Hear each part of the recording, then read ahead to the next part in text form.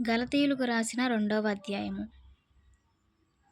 అటుపిమ్మట 14 సంవత్సరములైన తరువాత నేను తీతును వెంటబెట్టుకొని బర్నబాతో కూడా యెరూషలేమునకు తిరిగి వెళ్ళితిని.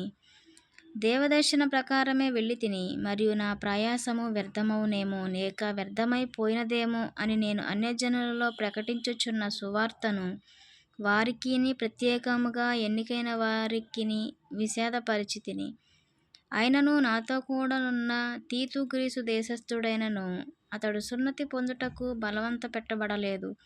మనలను దాసులుగా చేసుకొనవలెనని క్రీస్తు యేసు వలన మనకు కలిగిన మన స్వాతంత్రమును వేగుచూచుటకు రహస్యముగా తేబడి దొంగతనముగా ప్రవేశించిన కపట సహోదరుల వలన జరిగినది. సువార్త సత్యము మీ మధ్యన నిలిచినట్లు మేము వారికి ఒక్కొక్క గడియైనను లోబడుటకు ఒప్పుకొనలేదు. ఎన్నికైన వారుగా ఎంచబడిన వారి యొద్ద నేనేమియూ నేర్చుకొనలేదు. వారెంతటి వారైనను నాకు లక్ష్యము లేదు.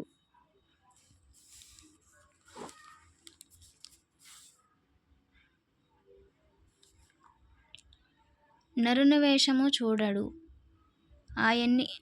ఆ ఎన్నికైన వారు నాకేమియూ ఉపదేశింపలేదు. అయితే సున్నతి పొందిన వారికి బోధించుటకై సువార్త పేతురుకెలాగూ అప్పగింపబడెనో అలాగు సున్నతి పొందని వారికి బోధించుటకై నాకు అప్పగింపబడెనని వారు చూచినప్పుడు, అనగా సున్నతి పొందిన వారికి అపోస్తలుడవుటకు పేతురునకు సామర్థ్యము కలగజేసిన వాడే, అన్యజనులకు అపోస్తలుడవుటకు నాకును సామర్థ్యము కలగజేసెనని వారు గ్రహించినప్పుడు, స్తంభములుగా ఎంచబడిన యాకోబు, కేఫా, యోహాను అనువారు నాకు అనుగ్రహింపబడిన కృపను కనుగొని మేము అన్యజనులకును తాము సున్నతి పొందిన వారికిని అపోస్తలుగా ఉండవలెనని చెప్పి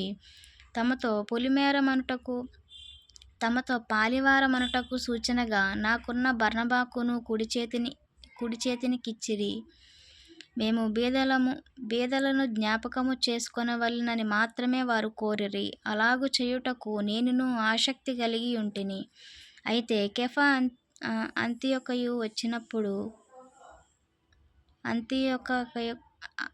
అంతియొక్కయకు వచ్చినప్పుడు అతడు అపరాధిగా తీర్చబడెను గనుక నేను ముఖాముఖిగా అతనిని ఎదిరించి తిని. ఏలయనగా యాకోబు నొద్ద నుంచి కొందరు రాకమునుపు అతడు అన్యజనులతో భోజనము చేయుచుండెను గాని వారు రాగానే సున్నతి పొందిన వారికి భయపడి వెనుకతీసి వేరైపోయెను. తక్కిన యూదులను అతనితో కలిసి మాయవేషము వేసుకొనిరి గనుక బర్నబాకు కూడా వారి వేషధారము చేత మోసపోయెను. వారు సువార్త సత్యము చొప్పున క్రమముగా నడుచుకొనపోవుట నేను చూచినప్పుడు అందరి ఎదుట కేఫాతో నేను చెప్పినదేమనగా, నీవు యూదుడవై ఉండియు యూదుల వలె కాక అన్యజనుల వలెనే ప్రవర్తించుచుండగా అన్యజనులు యూదుల వలె ప్రవర్తింపవలెనని ఎందుకు బలవంతము చేయుచున్నావు? మనము జన్మము వలన యూదులమే కాని అన్యజనులతో చేరిన పాపులము కాము. మనుష్యుడు యేసుక్రీస్తునందలి విశ్వాసము వలననే గాని ధర్మశాస్త్ర సంబంధమైన క్రియల మూలమున నీతిమంతుడుగా తీర్చబడడని ఎరిగి, మనమును ధర్మశాస్త్ర సంబంధమైన క్రియల మూలమున గాక క్రీస్తునందలి విశ్వాసము వలననే నీతిమంతులమని తీర్చబడుటకై యేసుక్రీస్తునందు విశ్వాసముంచి ఉన్నాము. ధర్మశాస్త్ర సంబంధ క్రియల మూలమున ఏ శరీరము నీతిమంతుడని తీర్చబడడు కదా. కాగా మనము క్రీస్తునందు నీతిమంతులమని తీర్చబడుటకు వెదకుచుండగా మనము పాపములుగా కనబడిన ఎడల ఆ పక్షమందు క్రీస్తు పాపమునకు పరిచారడాయన. అట్లనరాదు. నేను పడగొట్టినను మరలా కట్టిన ఎడల నన్ను నేనే అపరాధినిగా కనపరుచుకొందును కదా. నేనైతే దేవుని విషయమై జీవించు నిమిత్తము ధర్మశాస్త్రము వలన ధర్మశాస్త్రము విషయమై చచ్చిన వాడనైతిని. నేను క్రీస్తుతో కూడా సిలువ వేయబడి ఉన్నాను. ఇకను జీవించువాడను నేను కాను,